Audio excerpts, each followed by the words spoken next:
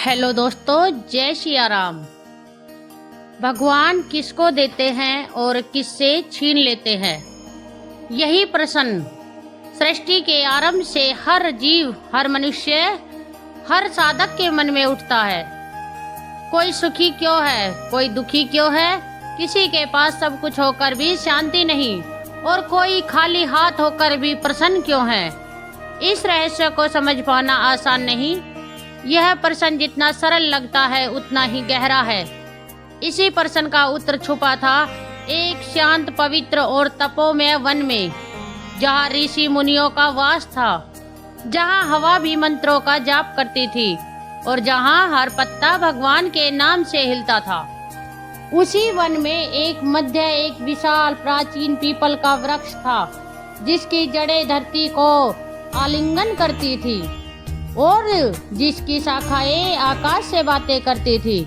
उस वृक्ष के नीचे प्रतिदिन एक महान तपस्वी, वेदों के ज्ञाता, महाभारत के रचयिता महर्षि व्यास मुनि ध्यान में बैठते थे।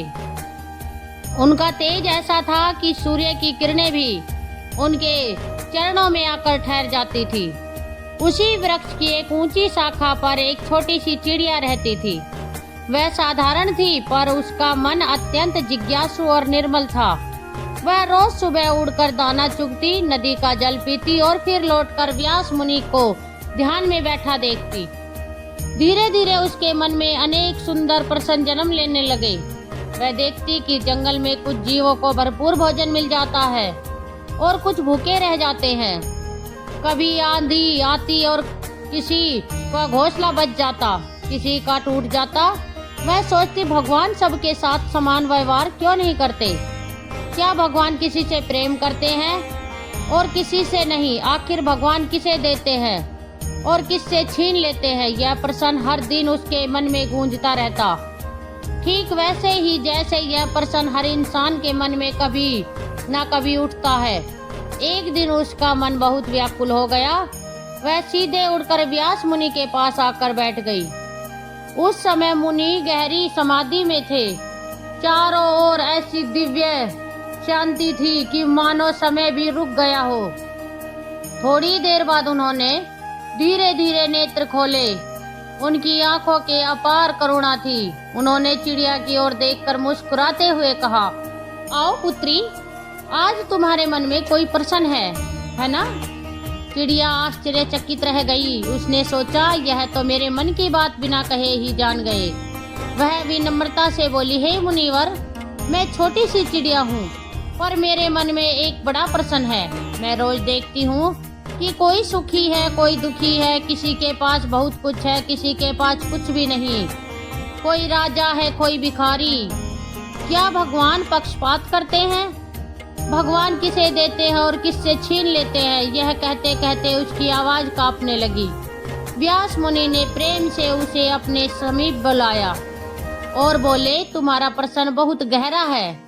यही प्रश्न मनुष्य भी पूछता है, ऋषि भी पूछते हैं, पर इसका उत्तर समझने के लिए हृदय को शांत करना पड़ता है। चिड़िया बोली, मैं जानना चाहती हूँ मुनिवर, क्यों कभी कभी लगता है भगवान अन्याय करते हैं? मुनि मंद मंद हंसे और बोले, भगवान और अन्याय? नहीं पुत्री, भगवान तो करुणा के सागर हैं। हम जो देखते हैं वह अधूरा सत्य है। भगवान का विधान बहुत सूक्ष्म होता है। जो हमें छीनना लगता है वही कभी कभी सबसे बड़ा वरदान होता है, और जो हमें मिलना लगता है वही कभी कभी बंधन बन जाता है। चिड़िया और भी उलझ गई।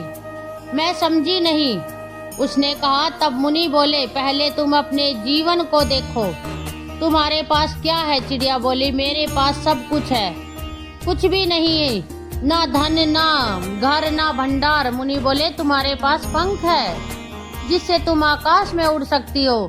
तुम्हारे पास स्वतंत्रता है, तुम्हारे पास मधुर स्वर है, जिससे तुम प्रभु का गुणगान कर सकती हो। तुम्हारे पास संतोष है, जिससे तुम हर दाने में प्रसन्न रहती हो।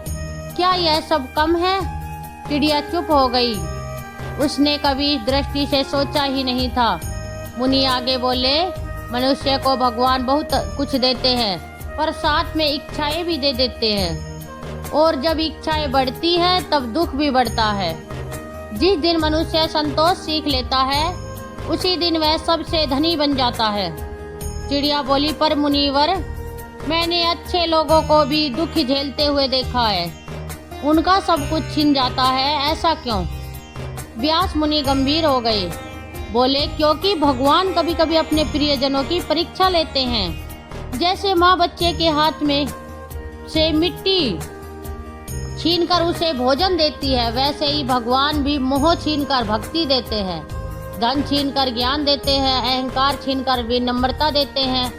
जो भगवान से दूर हो जाता है उससे वह चीजें छीन लेते हैं जो उसे उनसे दूर कर दे रही होती है, और जो भगवान के पास आता है उसे वह ऐसा धन देते हैं जो कभी नहीं छीनता। प्रेम, भक्ति और शांति। वन में हवा बह रही थी, पत्ते झूम रहे थे, मानो प्रकृति भी इस ज्ञान को सुन रही हो। चिड़िया के मन में श्रद्धा भर आई। उसने कहा, मुनिवर, क्या आप मुझे कोई ऐसी कथा सुनाएंगे जिससे मैं यह रहस्य समझ सकूं? व्यास मुनि मुस्कुराए और बोले, हाँ पुत्री, मैं तुम्हें एक राजा की कथा सुनाऊंगा। वह राजा बहुत धनी था, पर उसके भीतर अभिमान भरा था। भगवान ने उसे सब कुछ दिया, फिर एक दिन सब छीन लिया, पर अंत में जो मिला वह संसार के किसी भी खजाने से बड़ा था। चिड़िया उत्सुकता से उसके पास सिमट कर बैठ गई। उसने अपने पंख समेट लिए और मन को शांत कर लिया। व्यास मुनि ने आकाश की ओर देखा, भगवान का स्मरण किया और बोले, अब ध्यान से सुनो, यही कथा तुम्हारे प्रश्नों का पहला उत्तर है। व्यास मुनि ने आसन स्थिर किया, नेत्रों में करुणा भर ली और शांत स्वर में कथा आरंभ की। पुत्री, बहुत समय पहले आर्यावर्त में एक समृद्ध राज्य था। उस राज्य का नाम स्वर्णपुर था। वहाँ नदियाँ दूध के समान स्वच्छ बहती थी, खेतों में अन्न लहलाता था, बाजारों में रौनक रहती थी और प्रजा सुखी दिखाई देती थी। उस राज्य का राजा वीरसेन था। वह पराक्रमी था, बुद्धिमान भी था, पर उसके हृदय में धीरे धीरे एक सूक्ष्म दोष जन्म ले चुका था, अहंकार। उसे लगने लगा था कि यह सब वैभव उसके परिश्रम से है, उसकी भक्ति से है, उसकी बुद्धि से है। वह भूल गया था कि देने वाला कोई और है। वह रोज दान देता, यज्ञ कराता, पर भीतर से उसे अपने पुण्य का गर्व था। जब लोग उसकी प्रशंसा करते तो उसका सीना और चौड़ा हो जाता। वह सोचता, मेरे जैसा भाग्यशाली और सामर्थ्यवान कौन है?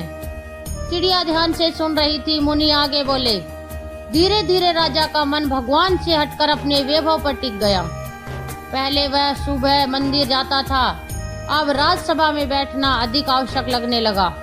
पहले वह साधुओं की सेवा करता था, अब उन्हें प्रतीक्षा करवाता था। भक्ति कम हुई और अधिकार का भाव बढ़ गया।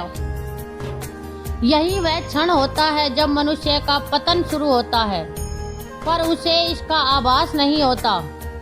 भगवान दंड नहीं देते, वे केवल दर्प को तोड़ते हैं ताकि आत्मा जाग सके।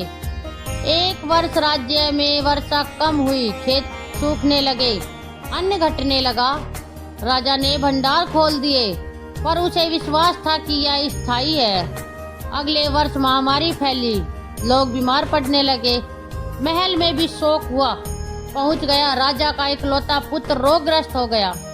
वैद्य आए, औषधि हुई, यज्ञ हुए, पर रोग न रुका। पहली बार राज्य का हृदय कांपा। उसने आकाश की ओर देखकर कहा, हे भगवान, यह सब मेरे साथ क्यों? उसकी आवाज में शिकायत थी, प्रार्थना नहीं। कुछ ही दिनों में राजकुमार चल बसा। महल में सन्नाटा छा गया। राजा की आंखों का अभिमान आंसुओं में बह गया। वह घंटों अकेला बैठा रहता। जिसे अपनी शक्ति पर गर्व था वह अब असहाय हो चुका था। उधर पड़ोसी राज्य ने आक्रमण कर दिया। सेना कमजोर थी, प्रजा दुखी थी, इसलिए युद्ध हार गया। राज्य का आधा भाग छिन गया। राजा को महल छोड़कर साधारण वस्त्रों में निकलना पड़ा। उसके साथ न सेना थी, न वैभव था, न मित्र। जो लोग पहले उसकी जय जयकार करते थे वे दूर हो गए। अब वह अकेला था। चिड़िया ने धीरे से पूछा, मुनिवर, क्या भगवान ने उससे सब छीन लिया? व्यास मुनि बोले, हाँ, पर ध्यान दो, भगवान ने उसका विनाश नहीं किया, केवल उसका अहंकार तोड़ा। कभी कभी जो टूटता है वही नया जीवन बनता है। राजा जंगलों में भटकता रहा। भूख लगती तो साधारण भोजन मांगता, धूप में चलता, वर्षा में भीगता। धीरे धीरे उसे समझ आने लगा कि वह भी बाकी मनुष्य जैसा ही है, न वह विशेष था न श्रेष्ठ। एक दिन थक कर वह एक आश्रम के बाहर बैठ गया। वहां कुछ साधु भजन गा रहे थे, जो दे वही प्रभु, जो ले वही प्रभु। वह भजन सुनते ही उसके भीतर कुछ पिघल गया। उसकी आंखों से आंसू बहने लगे। उसने जीवन में पहली बार सच्चे मन से कहा, हे प्रभु, मैंने आपको भुला दिया था। जो दिया उसे अपना समझा, जो लिया उसे पर रोया। अब मुझे कुछ नहीं चाहिए, बस आपकी शरण चाहिए। उसी क्षण उसके हृदय का बोझ हल्का हो गया। वर्षों बाद उसे शांति का अनुभव हुआ। उसने आश्रम में रहकर सेवा करनी शुरू की। पानी भरना, लकड़ी लाना, बीमारों की देखभाल करना।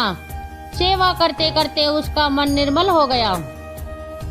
जो राजा कभी सिंहासन पर बैठता था, वह अब भूमि पर बैठकर प्रसन्न रहता था। उसे समझ आ गया कि सच्चा सुख अधिकार में नहीं, समर्पण में है। व्यास मुनि ने चिड़िया की ओर देखा और बोले, पुत्री, जब तक उसके पास सब कुछ था तब तक वह भगवान से दूर था। जब सब चला गया तब वह भगवान के पास आया। बताओ, वास्तव में उससे क्या छिना और क्या मिला?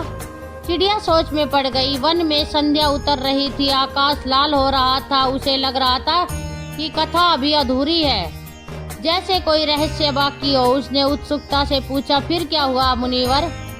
क्या उसे कुछ वापस मिला? व्यास मुनि मुस्कुराए, हाँ मिला, पर जो मिला वह पहले से बिल्कुल अलग था। वही तुम्हारे प्रश्न का अंतिम उत्तर है। उसे मैं अगले भाग में बताऊंगा। संध्या का समय था, आकाश पर लालिमा फैल चुकी थी। पक्षी अपने पन घोंसलों की ओर लौट रहे थे। वट वृक्ष के नीचे व्यास मुनि शांत बैठे थे और छोटी चिड़िया उसके पास एकटक देख रही थी। उसके मन में उत्सुकता थी, उस राजा का आगे क्या हुआ? क्या भगवान ने सच में उससे सब कुछ लेकर उसे खाली कर दिया था, या उसके लिए कुछ और ही योजना थी?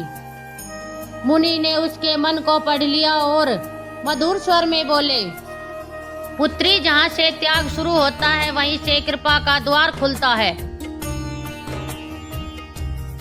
वट वृक्ष के नीचे व्यास मुनि शांत बैठे थे और छोटी चिड़िया उनके पास एकटक देख रही थी। उसके मन में उत्सुकता थी, उस राजा का आगे क्या हुआ? क्या भगवान ने सच में उससे सब कुछ लेकर उसे खाली हाथ कर दिया था, या उसके लिए कुछ और ही योजना थी? मुनि ने उसके मन को पढ़ लिया और मधुर स्वर में बोले, पुत्री, जहाँ से त्याग शुरू होता है वहीं से कृपा का द्वार खुलता है। अब सुनो उस राजा के जीवन का अंतिम और महत्वपूर्ण अध्याय। राजा वीरसेन ने आश्रम में रहकर सेवा को ही अपना धर्म बना लिया था। सुबह सूर्य उदय से पहले उठता, नदी से जल लाता, आश्रम की भूमि साफ करता, साधुओं के लिए लकड़ियां इकट्ठी करता और दिन भर बिना थके दूसरों की सहायता करता। उसके वस्त्र साधारण थे, भोजन रूखा सूखा था, पर उसके चेहरे पर अब जो शांति थी वह पहले कभी नहीं थी। पहले वह सोने के महल में भी बेचैन रहता था, अब मिट्टी की कुटिया में गहरी नींद सोता था। पहले उसे अपने सिंहासन की चिंता रहती थी, अब उसे केवल प्रभु नाम का स्मरण रहता था।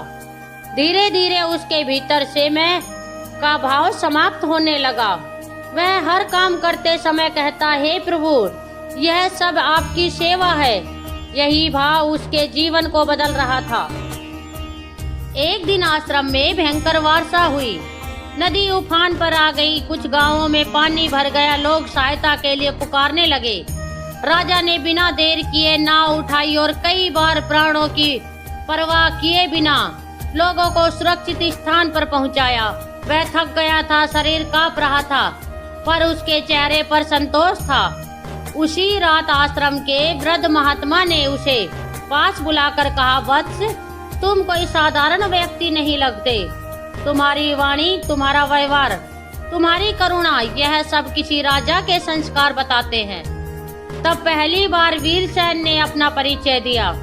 महात्मा मुस्कुराए और बोले, ईश्वर ने तुम्हें गिराया नहीं, गढ़ा है। तुम्हारा हृदय अब शुद्ध हो चुका है। अब तुम सच्चे अर्थ में राजा बने हो, अपने मन के राजा। उसी समय समाचार आया कि सवर्णपुर की प्रजा अपने पुराने राजा को खोज रही है। नया शासक अत्याचारी निकला था। लोग दुखी थे और उन्हें अपने दयालु राजा की याद आ रही थी। सैनिक और मंत्री उसे ढूंढते ढूंढते आश्रम पहुंचे। उन्होंने वीरसेन को देखा तो रो पड़े और बोले, महाराज वापिस चलिए, राज्य आपको पुकार रहा है। यह सुनकर वीरसेन कुछ क्षण मौन रहा। पहले होता तो वह तुरंत सिंहासन के लिए दौड़ पड़ता, पर अब उसके मन में लोभ नहीं था। उसने आकाश की ओर देखा और मन ही मन कहा, हे प्रभु, यदि यह आपकी इच्छा है तो मैं जाऊंगा। यह राज्य भी आपका है, मैं भी आपका हूँ। वह वापस लौटा, पर इस बार उसका हृदय बदल चुका था। उसने राजमहल में प्रवेश किया, पर भीतर वैराग्य था। उसने राज्य को सेवा का स्थान माना, अधिकार का नहीं। उसने भंडार प्रजा के लिए खोल दिए, अन्याय समाप्त किया, मंदिरों और आश्रमों का सम्मान बढ़ाया। और सबसे बड़ी बात, उसने कभी स्वयं को कर्ता नहीं समझा। वह हर निर्णय से पहले भगवान का स्मरण करता। अब राज्य फिर से समृद्ध होने लगा, पर राजा के भीतर अहंकार का नाम भी नहीं था। उसके पास पहले भी धन था, पर शांति नहीं थी। अब शांति थी, इसलिए हर वस्तु सुख देने लगी। व्यास मुनि ने कथा रोककर चिड़िया की ओर देखा और पूछा, पुत्री बताओ, भगवान ने उससे क्या छीना? चिड़िया ने धीरे से कहा, उसका अहंकार, उसका अभिमान, और क्या दिया? मुनि ने पूछा। चिड़िया की आंखें चमक उठी। भक्ति, विनम्रता, संतोष और सच्चा सुख। मुनि प्रसन्न हुए, बोले, यही समझना है था। भगवान कभी किसी से द्वेषवश नहीं छीनते। वे केवल वह चीजें दूर करते हैं जो हमें उनसे दूर कर रही होती है। जब मनुष्य धन में डूब जाता है तो भगवान धन ले लेते हैं ताकि वह उन्हें याद करे। जब मनुष्य अहंकारी हो जाता है तो वे परिस्थितियां बदल देते हैं ताकि वह झुकना सीख जाए।